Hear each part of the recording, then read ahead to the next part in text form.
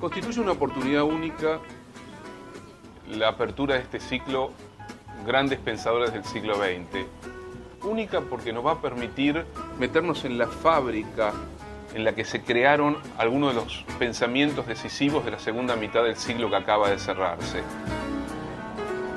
Vamos a escuchar a Claude Lévi-Strauss, a Jacques Lacan, a Michel Foucault, a Pierre Bourdieu, a Cornelius Castoriadis, entre otros, a Hannah Arendt, que nos van a permitir viajar por los mundos del psicoanálisis, la filosofía, la etnología, la ciencia de la naturaleza, la problemática más profunda de la vida, del lenguaje, de la política.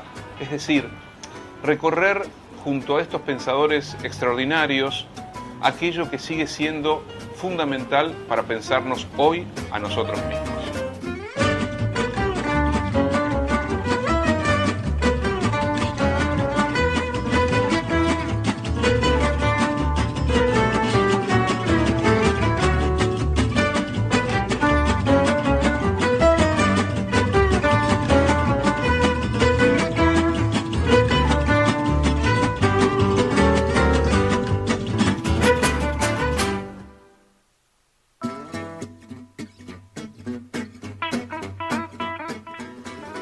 Hoy tenemos una rara oportunidad en el ciclo Grandes Pensadores del siglo XX, porque no simplemente vamos a escuchar una entrevista al psicoanalista francés Jacques Lacan, sino que también en toda la primera parte vamos a observar al Lacan que enseña, al Lacan que transmite, al Lacan en una conferencia en la Universidad de Louvain, en Bélgica, en 1972, poniendo en cuestión su propia interpretación, tratando de encontrar las palabras adecuadas para explicarle a ese auditorio su propio camino teórico y analítico.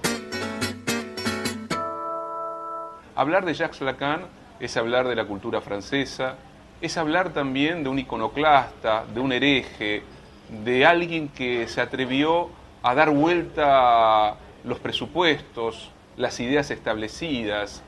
Es también, ¿por qué no?, hablar de un hombre que mezcló saberes, que fue capaz no solamente de absorber críticamente el psicoanálisis freudiano, sino que incorporó la filosofía, la lingüística, la etnología, las matemáticas, que descubrió que era imposible meterse en la máquina psíquica, en el aparato psíquico, en el mundo del inconsciente, sin esas travesías por otros lenguajes que han indagado por el hombre, por la sociedad y sus vicisitudes. Lacan es la cultura francesa del siglo XX, porque nació con el siglo en 1901 y murió en 1981, pasó la experiencia de las dos grandes guerras, discutió con los principales exponentes de la cultura francesa de su tiempo y también de la cultura europea de su época, discutió con Lévi-Strauss, con Sartre, con Martin Heidegger, debatió con Michel Foucault, fue parte del corazón de la cultura francesa del siglo XX. Pero no es solo el Lacan francés el que nos interesa a los argentinos. El psicoanálisis, la lengua del psicoanálisis está en nuestra vida cotidiana. Freud está con nosotros, el inconsciente, los lapsus, los fallidos, son parte de la expresividad de la lengua de los argentinos. Y Lacan y la escuela francesa ha dejado y sigue dejando una impronta decisiva en la construcción, no solo psicoanalítica de la tradición argentina, sino también en nuestra vida cotidiana, en nuestra experiencia cultural. Por eso me parece más que significativo poder escuchar a Lacan, poder escuchar su reflexión, herética, compleja, sobre el lenguaje, sobre el inconsciente, esa frase del inconsciente estructurado como lenguaje, que Lacan va a intentar pensar, abrir, multiplicar en un sentido crítico, indagatorio, su manera de rescatar y de releer a Freud, su crítica a el psicoanálisis dogmático, ortodoxo, su diálogo con la filosofía, con la lingüística, con la etnología, su compromiso con su época, su reflexión psicoanalítica es también una reflexión, ¿por qué no?, sobre la condición humana, sobre nuestra actualidad, sobre aquello que nos produce interrogación y vicisitud. Escuchar a Lacan, escuchar su conferencia, escuchar esa entrevista, es un modo de recorrer gran parte del siglo XX con un maestro del pensamiento del siglo XX como fue Jacques Lacan.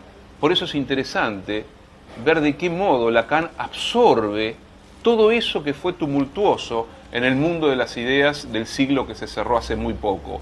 Cómo Lacan va a leer a Lévi-Strauss o a Saussure, o cómo va a leer y discutir a Sartre o a Heidegger, o también meterse en el gran debate del psicoanálisis que lo llevará a fundar su propia escuela, su propia mirada y su propia tradición.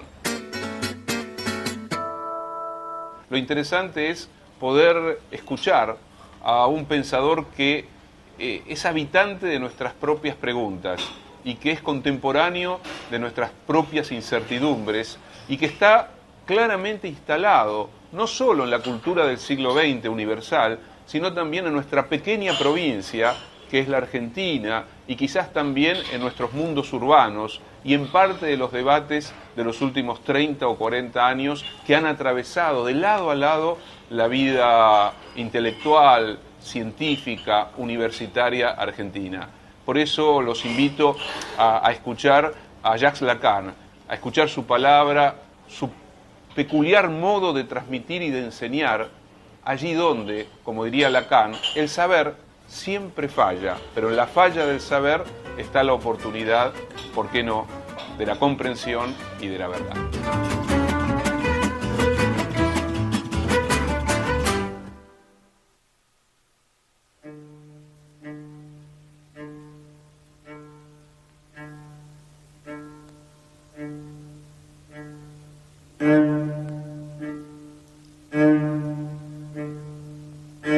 Jacques Lacan, né le 13 avril 1901, mort le 9 septembre 1981.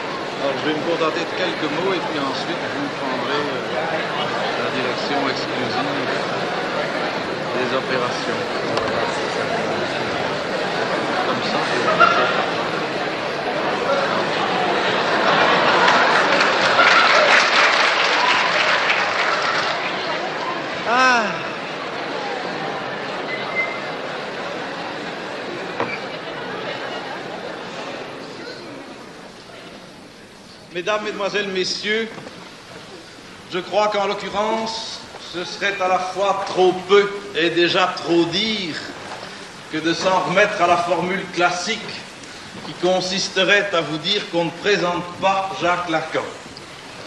On le présente d'autant moins en l'occurrence que, comme vous avez pu voir, il a choisi, selon son style, tout à fait justement, comme on l'a vu sur les affiches, de parler sans déterminer d'avance, c'est-à-dire sans limiter d'avance son sujet et la manière, soit monologuante, soit dialogante, qu'il allait utiliser pour le traiter.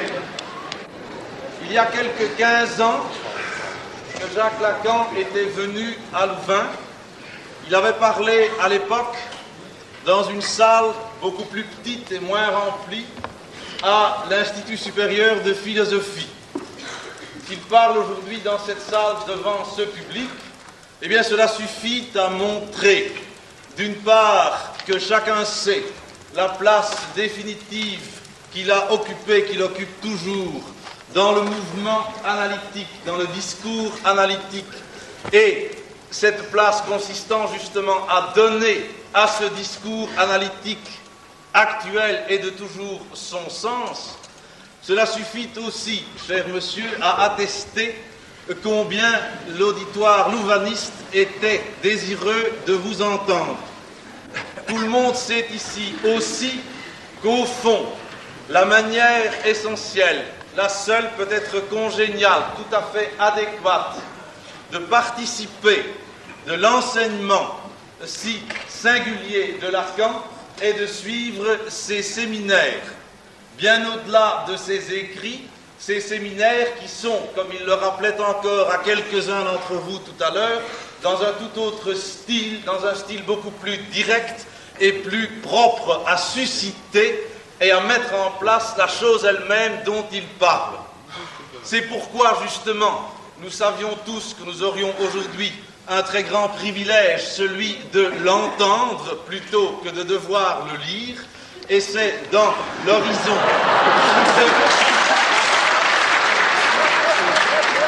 cette constatation applaudie comme vous l'entendez, que je vous demande de prendre la parole. Parce qu'on a eu la bonté de me présenter, je vais entrer dans la difficile tâche de vous faire entendre ce soir, disons, quelque chose. Je serais reconnaissant aux personnes qui sont à la périphérie de me signaler de la façon qui leur conviendra si on m'entend bien. Comme je n'aime pas énormément cette sorte d'ustensile, je l'ai mis sous ma cravate, mais si par hasard ça fait un obstacle, ayez la gentillesse de me le dire. On entend? On n'entend pas.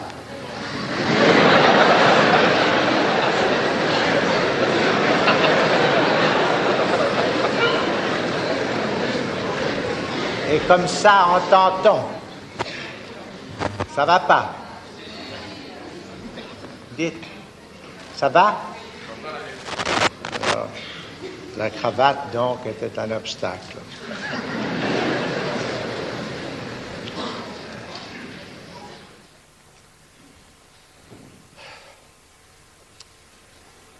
J'ai pris comme ça quelques notes sur un petit papier, parce que j'ai terminé avec les 25 ou 30 personnes qui ont eu la gentillesse de répondre à l'invitation de mes hôtes. J'étais tellement content, parce que ça m'arrive jamais, enfin, qu'on m'extrait 25 personnes avant pour que j'aie une idée d'à qui je vais parler. J'étais tellement content que je suis resté avec eux jusqu'à 6h30, alors que j'étais là depuis 4h. Et bien entendu, ça ne permet pas la préparation d'une, ce qu'on appelle une conférence. J'ai jamais eu la moindre intention de vous faire une conférence, mais j'ai jamais la moindre intention de faire une conférence, mais j'ai un enseignement. J'ai fait ça pendant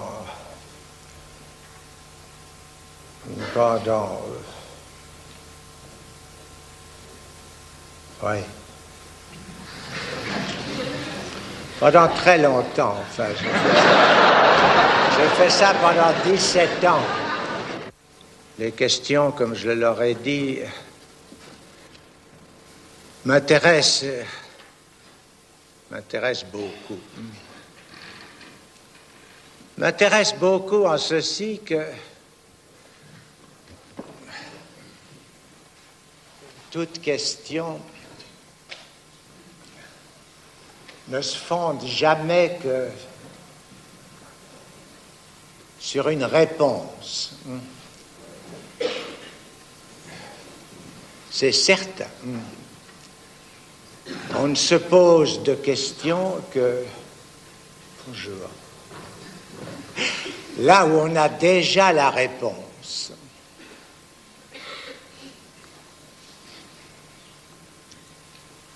Ce qui a l'air de limiter beaucoup la portée des questions. Néanmoins, c'était pour moi une occasion de mesurer ce qui pour chacun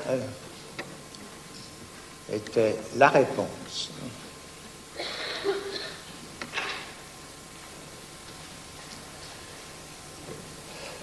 Évidemment, les réponses diffèrent pour chacun.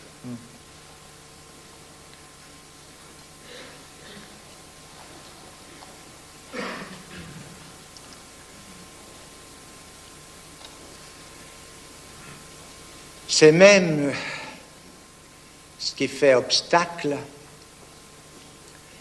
à ce que si gentiment on appelle la communication. Enfin, je vois que j'ai un auditoire. La communication, voilà des gens sympathiques.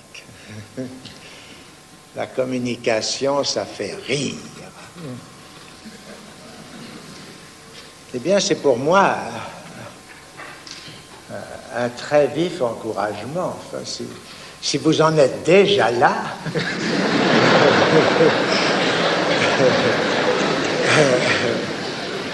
on va pouvoir avancer un peu.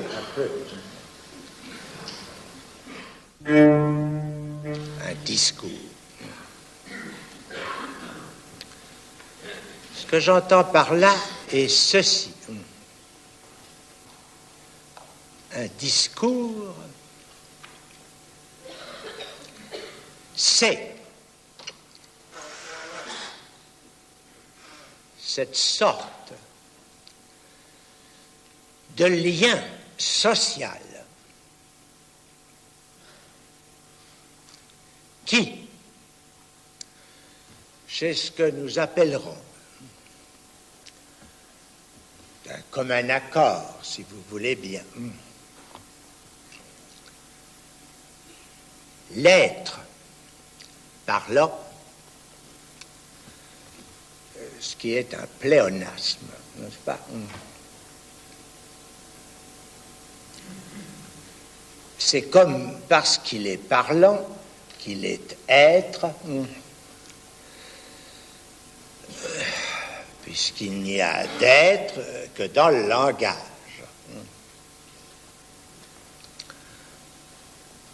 Alors, le parlant que vous êtes tous, enfin, du moins je le suppose, enfin, le parlant que vous êtes tous se croit être. Dans bien des cas, en tout cas dans celui-là, il suffit de se croire pour être en quelque façon. Le minimum qu'on puisse dire, c'est que tout ce qui s'édifie entre ces animaux dits humains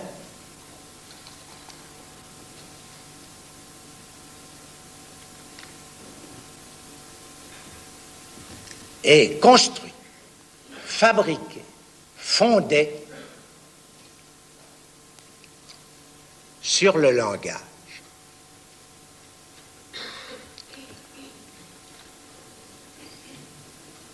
Ça ne veut pas dire que les autres animaux sociaux, enfin vous en avez bien sûr entendu parler, je sais pas, les petites fourmis, les abeilles et quelques autres exemples distingués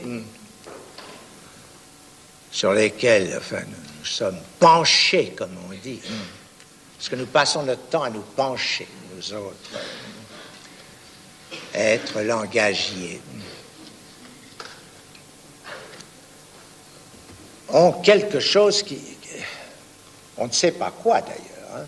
On en est réduit à dire que c'est l'instinct. Quelque chose qui les tient ensemble. Il paraît difficile de ne pas s'apercevoir que ce qui fait que les êtres humains tiennent ensemble aussi, ça a un rapport avec le langage. J'appelle discours ce quelque chose qui, dans le langage, se fixe, se cristallise, qui use des ressources du langage qui sont évidemment beaucoup plus larges, qui ont beaucoup plus de ressources, qui usent de ça pour que le lien social entre êtres parlants, ça fonctionne. La mort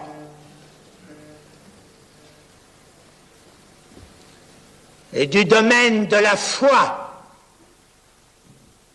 Vous avez bien raison de croire que vous allez mourir, bien sûr.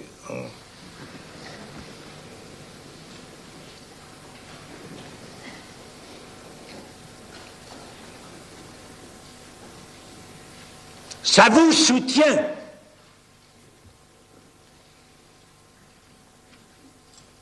Si vous n'y croyez pas, est-ce que vous pourriez supporter la vie que vous avez?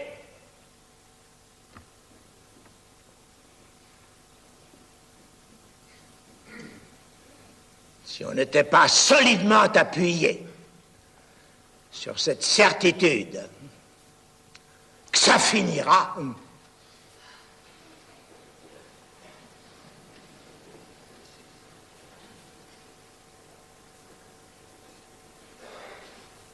comment est-ce que vous pourriez supporter cette histoire?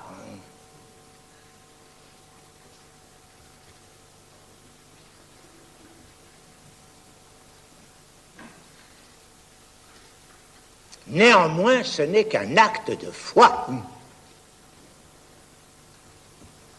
Le comble du comble, c'est que vous n'en êtes pas sûr.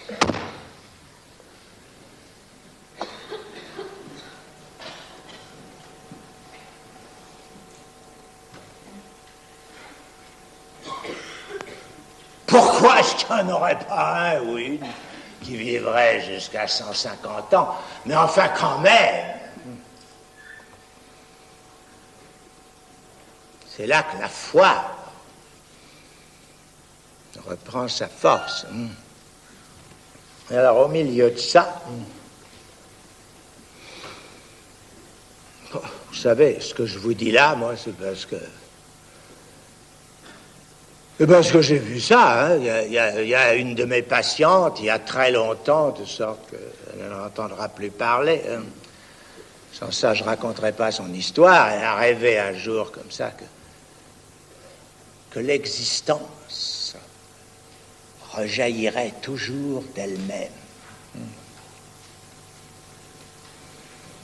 Le rêve pascalien, une infinité de vies, enfin, se succédant à elle-même, sans fin possible. Elle s'est réveillée presque folle.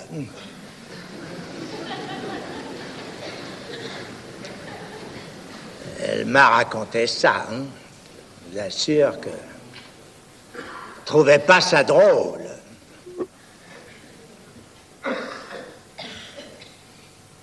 Seulement voilà.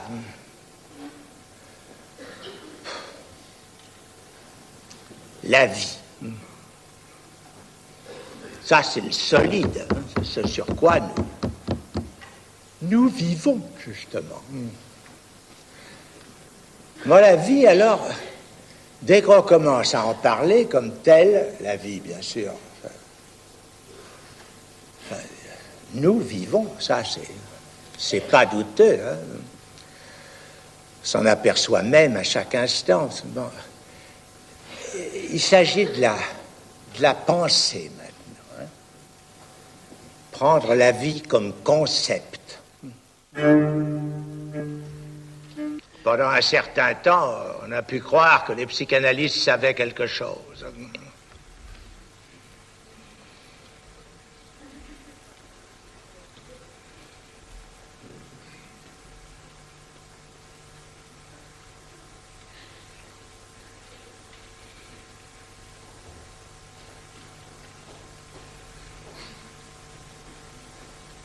Mais ça n'est plus très répandu.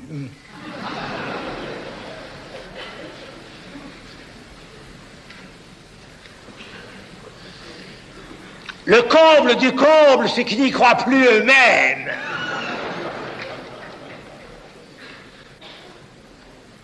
En quoi ils ont tort?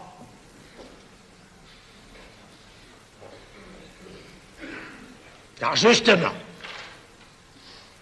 ils en savent un bout.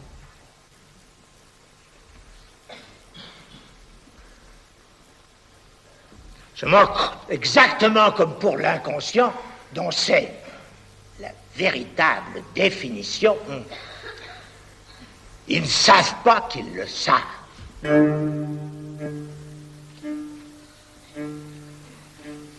Que le transfert, c'est l'amour. Vraiment et simplement. Alors, pourquoi est-ce qu'on aime un être pareil?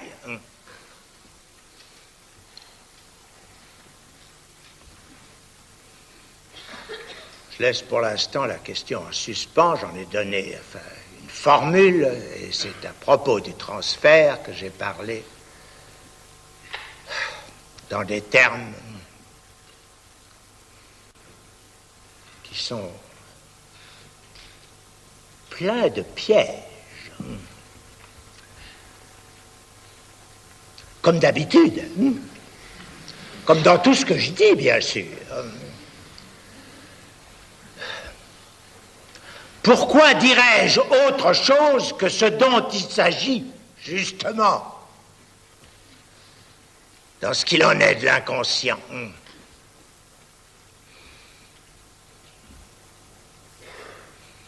À savoir que le langage, ça ne donne jamais, ça ne permet jamais de formuler que des choses qui ont 3, 4, 5, 10, 25 sens. Le sujet supposé savoir.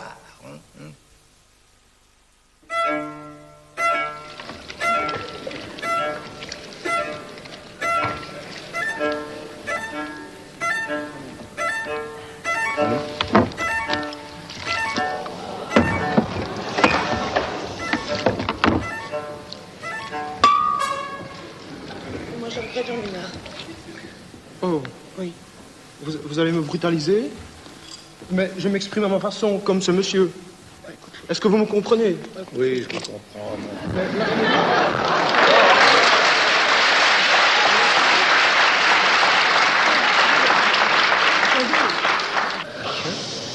Alors, je voudrais encore ajouter que j'interviens au moment où j'ai envie d'intervenir et que, disons que l'ensemble, ce qui, jusqu'il y a environ 50 ans, pouvait être appelé culture, c'est-à-dire expression de gens qui, dans un canal parcellaire, exprimaient ce qu'ils pouvaient ressentir, ne peut plus, est maintenant un mensonge et ne peut plus être appelé que spectacle. Et est au fond la toile de fond qui relie, au fond, et qui sert de liaison entre toutes les activités personnelles aliénées. Au fond, si maintenant les gens qui sont ici se rassemblent à partir d'eux-mêmes et authentiquement veulent communiquer, ça sera sur des toute autres bases et avec une toute autre perspective. Il est évident que ce n'est pas une chose qu'il faut attendre des étudiants qui sont par définition ceux qui, d'un côté, s'apprêtent à devenir les cadres le cadre donc, du système, avec toutes leurs justifications, et qui sont précisément le public qui, avec sa mauvaise conscience, va se repaître précisément des résidus des avant-gardes et du spectacle en décomposition. C'est pour ça que je choisis précisément ce moment pour venir m'amuser, quoi. Parce que si je vois, par exemple, des types qui s'expriment authentiquement quelque part, je ne vais pas précisément venir les ennuyer, mais je choisis spécialement ce moment-ci, quoi. Ouais. Bon. Ouais. Vous ne voulez pas que j'essaye d'expliquer la suite un peu? Quelle suite? Par rapport à ce que je viens... J'aimerais bien que vous me répondiez, par exemple. Oui, bien sûr, mais je vais vous répondre. Mettez-vous là, vous allez... Je vais vous répondre. Je vais vous répondre. Mettez-vous là, tranquille, là où vous étiez. Hein? Peut-être que j'ai quelque chose à vous répondre. Pourquoi pas? Hein? Vous voulez jouer aussi? Oui, c'est ça. Une très bonne idée. Bon. Alors, j'en étais, mon Dieu, au langage. J'en étais au langage. Si vous vous êtes, enfin, là, comme ça, exprimé, hein, devant ce public, qui en effet est tout prêt à entendre, n'est-ce pas, ces déclarations insurrectionnelles. Mais qu'est-ce que vous voulez faire? Où je veux en venir? Oui, voilà. Oui. C'est la question, au fond, que les parents, les curés, les idéologues, les bureaucrates et les flics posent régulièrement aux gens comme moi, hein, oui, qui se multiplient, quoi. Hein. Oui. Je peux vous répondre, je vais faire une chose, c'est la révolution. Oui. Vous voyez? Il est clair que, au moment où nous en sommes pour le moment, une de nos cibles préférées seront ces moments précis où des gens comme vous sont en train de venir, au fond, apporter à tous ces gens qui sont là la justification de leur misère quotidienne. Au fond, hein, c'est ça que vous faites, vous, hein? Ah, pas du tout. Oui.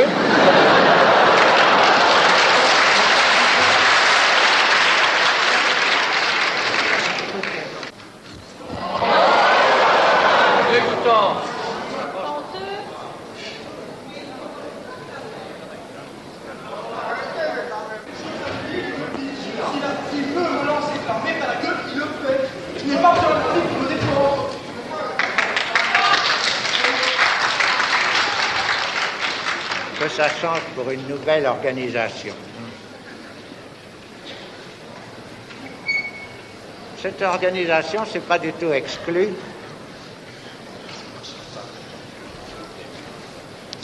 C'est pas du tout exclu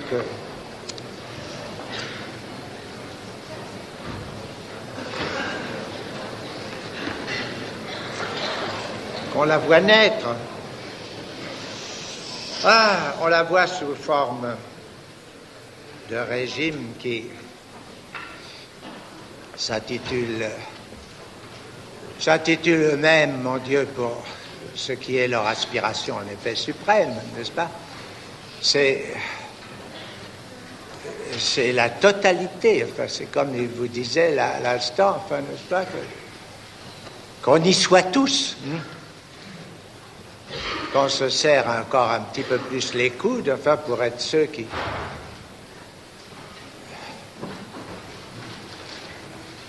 veulent quoi, enfin. Organisation, qu'est-ce que ça veut dire si ce n'est pas un nouvel ordre? Un nouvel ordre, mon Dieu, c'est le retour à quelque chose qui...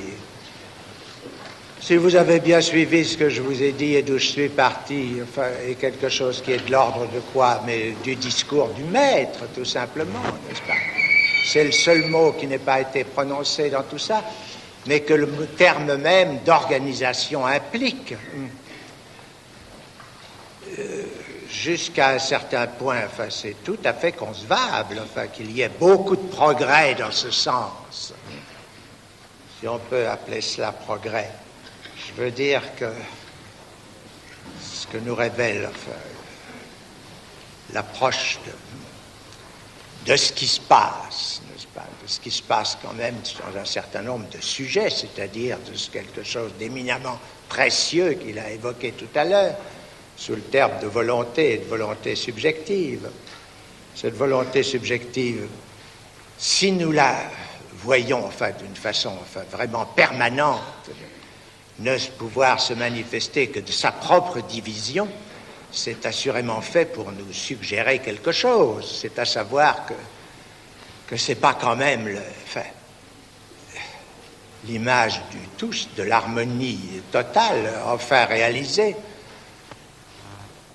C'est un appel que vous avez entendu, que je connais bien, qui est touchant. Enfin, ça aboutit enfin, à quelques inconvénients comme ça sur ma cravate.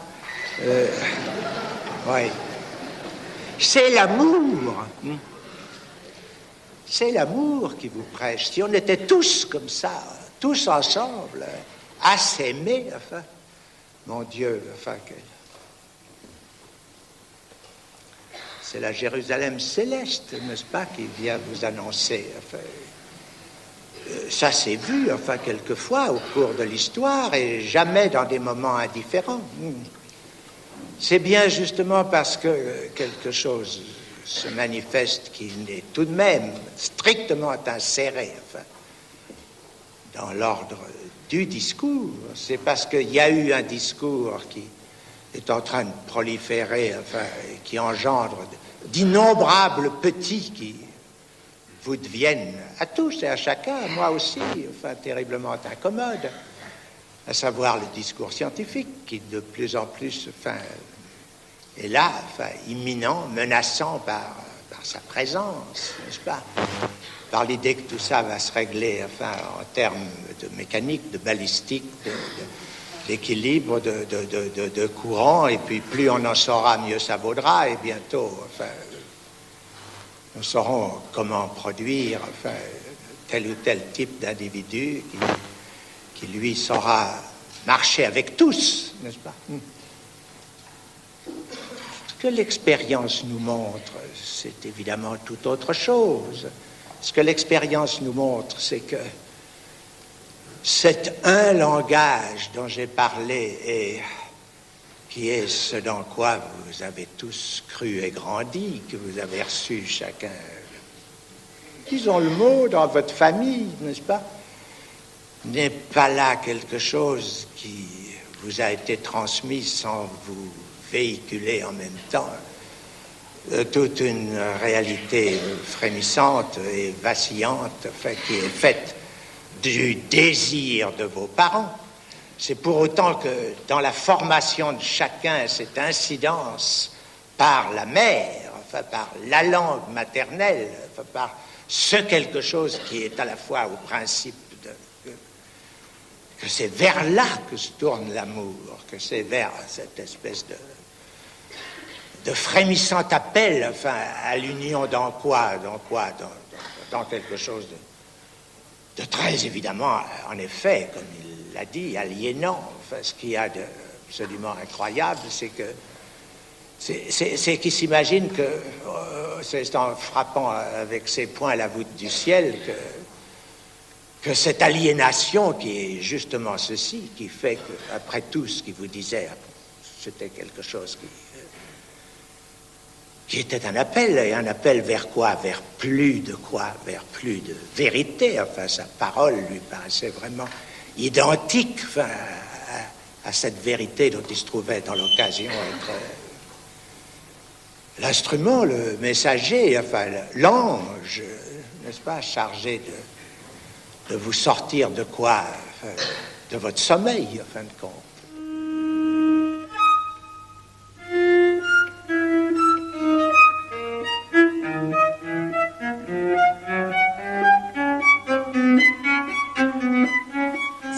À Jacques Lacan ce qu'est la psychanalyse, c'est parce que nous croyons qu'il est une des plus prestigieuses figures de la psychanalyse contemporaine. La psychanalyse est quelque chose dont l'existence commence à être connue par beaucoup de monde. L'expérience analytique, ce n'est certes pas moi qui l'ai inventée. C'est quelque chose qui s'est constitué selon ses voies. Ces voies n'ont peut-être pas toujours été les plus conformes à aller droit à leur but. Néanmoins, il y a quelque sorte de formes dans lesquelles elle s'est instituée, et ces formes, quoique très évidemment d'artifice, ce qui est commun à toute espèce d'expérience, n'est-ce pas, ont permis une certaine élucidation concernant quelque chose dont il ne suffit pas de dire, n'est-ce pas, qu'il s'agisse de troubles, qu'il s'agisse de malaise, de quelque chose qui soit hautement significatif. C'est évidemment ce qui résulte de l'expérience analytique elle-même. À cet endroit, le fait qu'un public de plus en plus nombreux soit averti de la possibilité d'une telle expérience est quelque chose qui est la base à partir de laquelle je trouve avoir quelque chose à dire.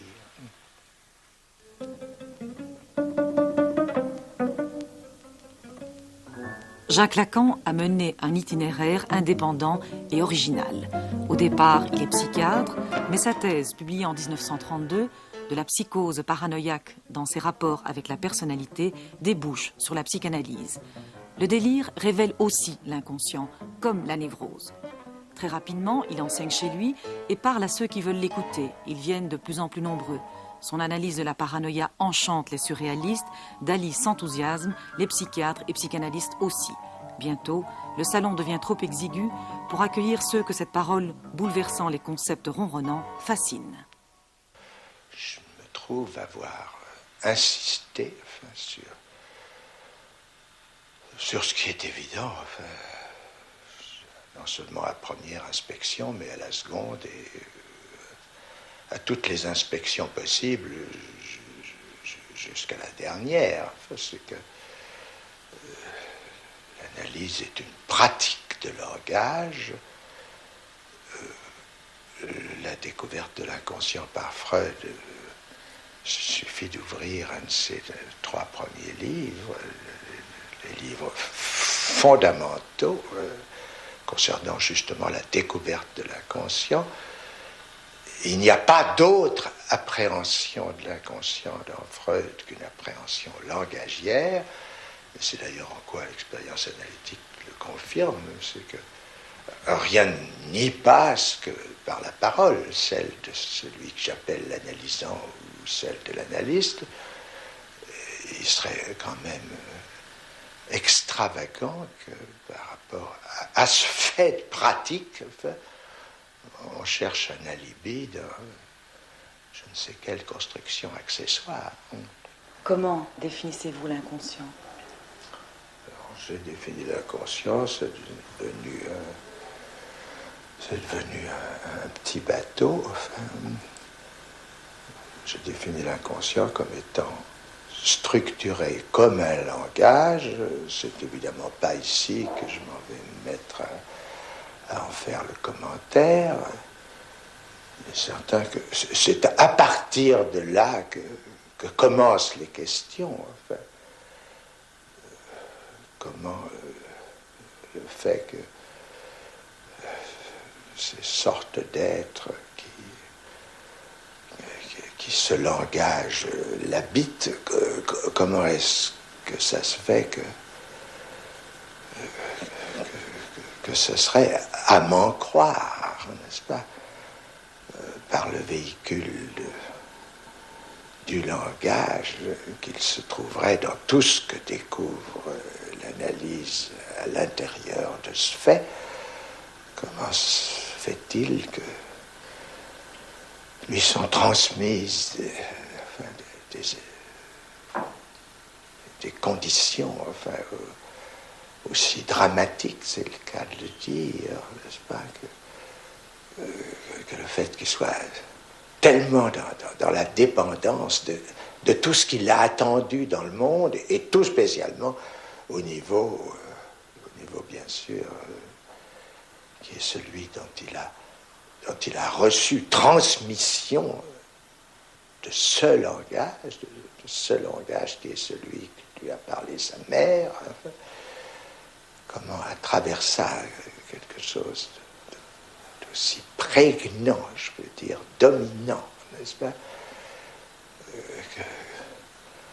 que le désir dont il est en somme le résultat, la conséquence, comment sa destinée entière peut-elle être marquée par cela, c'est évidemment là que commence l'exploration, mais le mode d'alibi, plus ou moins prétentieux, désigné sous le terme d'affect, alors que à quelle occasion on n'a jamais pu se produire les 10 affects, si ce n'est à l'occasion de déclarations plus ou moins opportunes. C'est là que commence l'expérience analytique, mais ne pas lui donner comme prémisse que c'est bien au niveau du langage.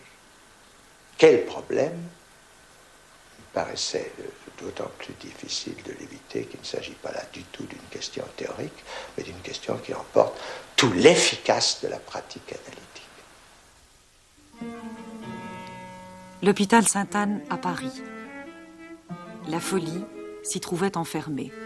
Le docteur Lacan s'intéresse à son discours. L'aliéné nous conduit là où on commence à prendre les choses au sérieux.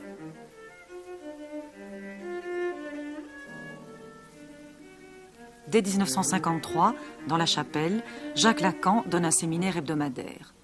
Ensuite, après Benjamin Hall, c'est dans le pavillon Maignan. Lors de chaque séance, il présente des malades à son auditoire et fait entendre le discours du délire et de son signifiant. Il ne s'agit pas de diriger le patient, mais de laisser parler en lui le désir, quel qu'il soit. C'est le retour à Freud. Déjà, la rumeur circule au sujet de cette parole qui fait effraction, qui bouleverse le rapport entre soignant et soigné. 10 ans plus tard, le docteur Lacan est chassé de Sainte-Anne. Quel est le rôle de l'analyste?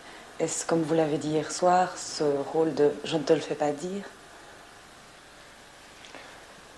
Oui, je me suis en effet, hier soir, armé, pour en faire un exemple, pour rendre sensible une dimension qui est celle que j'exprimais en spécifiant que j'ai dit structuré comme un langage, c'est-à-dire une langue particulière. Nous ne connaissons que ça. Je voulais bien marquer la différence, l'accent, l'accent précis que cela comporte.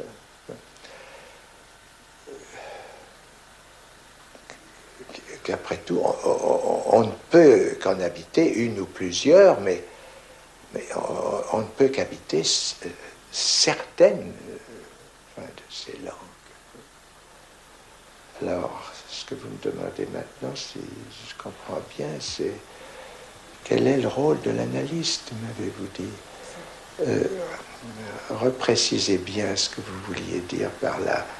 Le rôle de l'analyste. Dans la relation analytique, Eh bien, est-ce que c'est de faire dire ou de ne pas faire dire? oui, c'est ça, c'est le fameux « je ne te le fais pas dire ». Je l'avançais comme exemple de ce qui, justement, spécifie un langage. On ne peut pas jouer sur l'ambiguïté que comporte l'expression « je ne te le fais pas dire », qui veut dire, qui peut vouloir dire deux choses tout à fait différentes en français. Tu l'as dit, et je me mets hors du jeu, c'est pas moi qui te l'ai fait dire par quiconque. C'était un exemple destiné à montrer la spécificité d'une langue entre les autres. Et c'était pour montrer que l'intervention, souligner que l'intervention analytique est très typiquement ce qui fera toujours usage de cet équivoque. Rue de Lille, numéro 5. Au fond de la cour, escalier de droite, premier étage, le cabinet du docteur Lacan. Combien de personnes, célèbres et inconnues, y sont entrées chaque semaine pour y être analysées? Nul ne le sait. Sur l'analyse elle-même, des bruits divers et critiques ont circulé. L'horaire flottant, la séance souvent minimale, le paiement important. Mais au dire de ceux qui l'ont vécu, cette analyse fut toujours unique.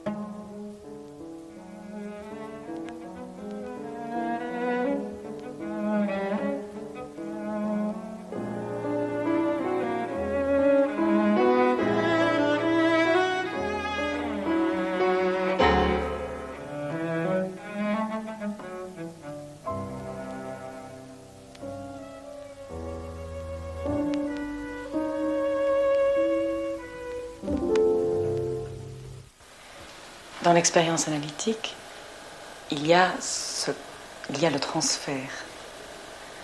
Comment, en tant qu'analyste, vivez-vous cela? En tant que quoi? En tant qu'analyste. Oui.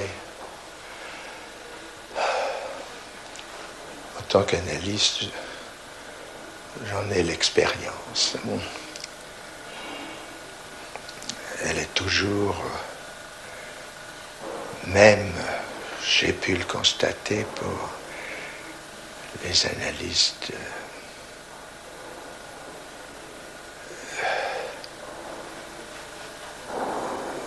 les plus chargés justement d'expérience. À chaque fois une surprise nouvelle, et je ne peux même pas ici témoigner de ceux qui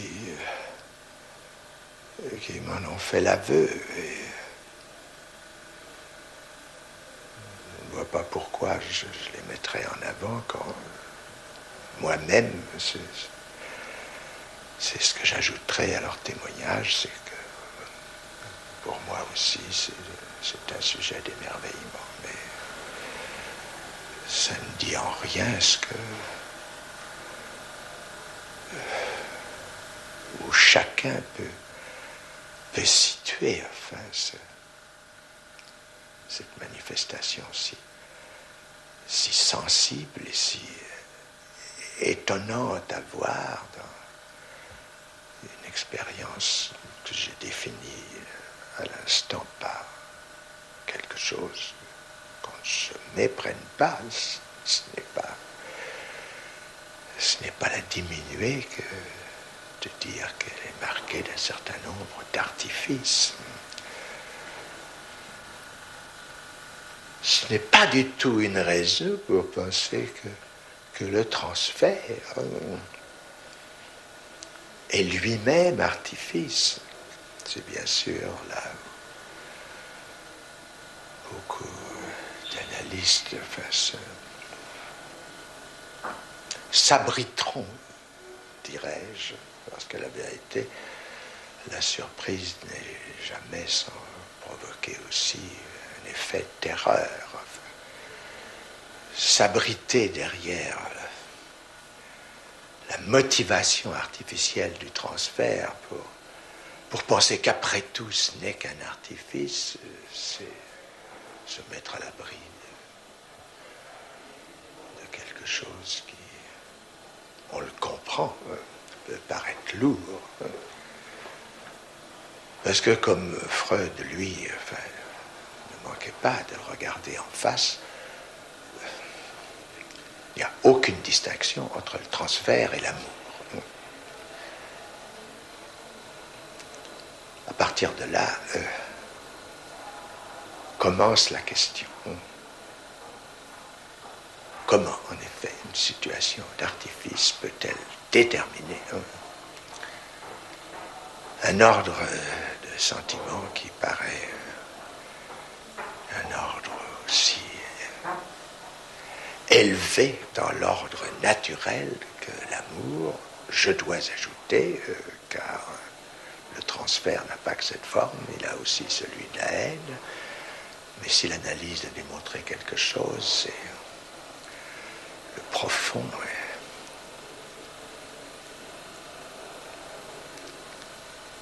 étroit accolement de l'amour et de la haine.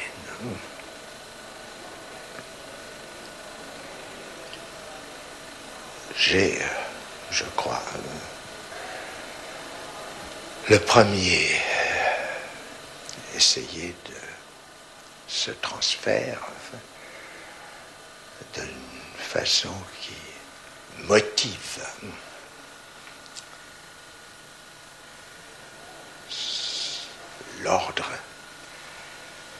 l'ordre élevé de son phénomène. Je l'ai inscrit sur la rubrique de ce que l'analyste se trouve effectivement dans l'expérience analytique occupé comme place, et je l'ai épinglé de termes qu'il faut accueillir eux-mêmes que sous la réserve de cette ambiguïté dont je parlais tout à l'heure, le sujet supposé savoir. Quelle est la relation d'un sentiment tel que l'amour avec une formule de l'ordre du sujet supposé savoir? C'est assurément ce qu'il est tout à fait impossible non seulement d'expliquer, mais même seulement de faire sentir dans un aussi court entretien. C'est près du Panthéon que Jacques Lacan émigre de Sainte-Anne. L'École normale supérieure l'accueille, Althusser l'aime. La lecture que Lacan a faite de Freud le guide pour celle qu'il fait de Marx. Le renom de la grande école donne du prestige au séminaire que Jacques Lacan tiendra pendant 5 ans. À l'École normale supérieure, l'esprit règne, Lacan y introduit le corps. L'auditoire est toujours comble. Souvent, au départ, il semblait chercher sa pensée. Il demandait qu'on lui pose une question. Le silence régnait. Puis, la parole prenait son envol. On vivait des minutes prodigieuses avec le sentiment d'avoir participé à quelque chose d'unique. En 1969, la faculté de droit héberge ce nomade qu'aucune instance universitaire ne reconnaît. L'esprit de 68 a marqué le monde intellectuel. Le tout Paris se bouscule. Lors des séminaires, la séduction de Jacques Lacan opère. On est pour ou contre, toujours avec passion, mais aussi avec respect. Philippe Solers. Une salle où Lacan parle ressemble vite à une assemblée de dormeurs. Comme ils ont fini par se rendre compte qu'ils n'entendaient rien, ils amènent leur magnétophone. Les micros pendent aux haut-parleurs comme les béquilles. Ils espèrent que leur tympan un jour s'ouvrira. Pour plus de sûreté, les voilà penchés sur leurs notes. L'objet petit a, le grand autre, le S barré, le tort, le fil de la jouissance phallique, le signifiant maître viennent se bousculer sur les cahiers d'écoliers. Il n'y a pas de rapport sexuel. La femme n'existe pas. La femme n'est pas toute. Les formules négatives, verbalisées, répondent au schéma écrit, affirmé. Tout un art de la répétition, du piétinement, de l'effort mimé, de l'épuisement, du retour en force. Lacan, c'est de la lenteur ponctuée, du soupir, de la passion tortueuse, de l'envolée, de l'anecdote, de l'argot, de la moquerie, de l'insulte, du tonnerre intermittent, du pinaillage à n'en plus finir, de l'ennui massif, du mot d'esprit, du calembour et de la calembredaine, du sublime. L'étonnant est que ça donne comme la nervure exacte d'un gai savoir. Certains psychanalystes disent détenir la clé du normal. N'est-ce pas dangereux? Oui, enfin, c'est une opinion, enfin, à la vérité, tout à fait déplacée. Enfin, aucun analyste ne devrait, je ne dis pas. 3. Alors, non, ne recommencez pas toute l'affaire. Moi, j'étais à aucun analyste. Allez, passons à moi. Allez. Aucun analyste ne peut s'autoriser, sous aucun angle, à parler du normal, de l'anormal non plus d'ailleurs.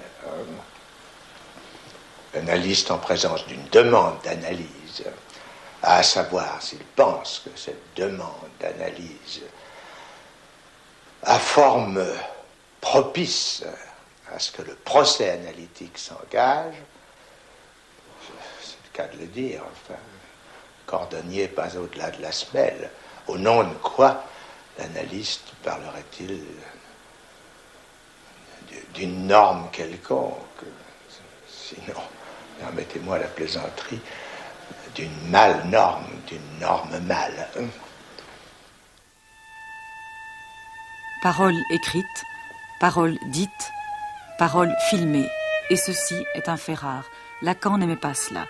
Il l'a pourtant autorisé lors d'une conversation téléphonique, évoquant un souci peu connu, de dire la psychanalyse en répondant à des questions simples à un public le plus large possible. Donc sous le couvert de la psychanalyse, il n'y a pas une répression de la liberté.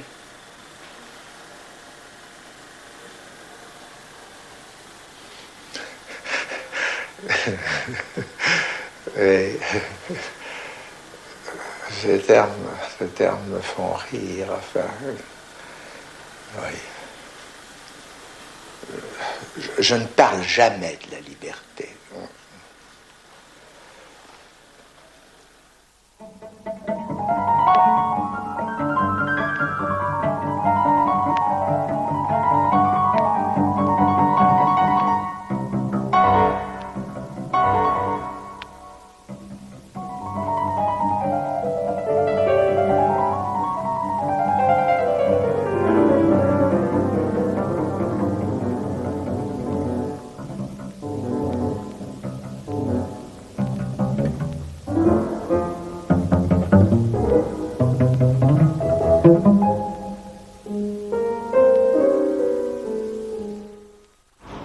Tuvimos la oportunidad de escuchar y ver a un Lacan completo, a un Lacan que no solamente recorrió lo principal de su indagación, de su pensamiento, de su lectura del psicoanálisis, de su interpretación de Freud, sino un Lacan que hizo de la enseñanza un arte, una dramaturgia, si ustedes quieren, una puesta en escena. Es un Lacan que enseña con la palabra y con el cuerpo, con la interrupción, incluso con el lapsus. Es un Lacan con el que pudimos recorrer la problemática de aquello que falla cuando se transmite una idea, pero también es el Lacan que nos permitió viajar hacia el mundo del lenguaje, a la pregunta por el inconsciente. ¿A qué significa esto de que el lenguaje es lo que estructura al propio inconsciente? ¿Qué significa esto de habitar en el interior del lenguaje? Pero también es un Lacan con el que pudimos ir descubriendo la problemática de la construcción de la subjetividad en los tiempos contemporáneos. Digo, ¿no? Es un Lacan con el que cada uno de nosotros puede dialogar, porque fue diáfano en un punto, sabiendo que su pensamiento, su escritura y su enseñanza han sido complejos, arduos, muchas veces laberínticos. En esta conferencia pudimos escuchar algunos conceptos claves, decisivos de su obra, de su reinterpretación del psicoanálisis, con un tipo de lenguaje que creo, eso espero, fue accesible para el público, pero sabiendo que todo pensamiento de altura, todo pensamiento riguroso, todo pensamiento revolucionario y crítico exige del lector o del espectador complicidad.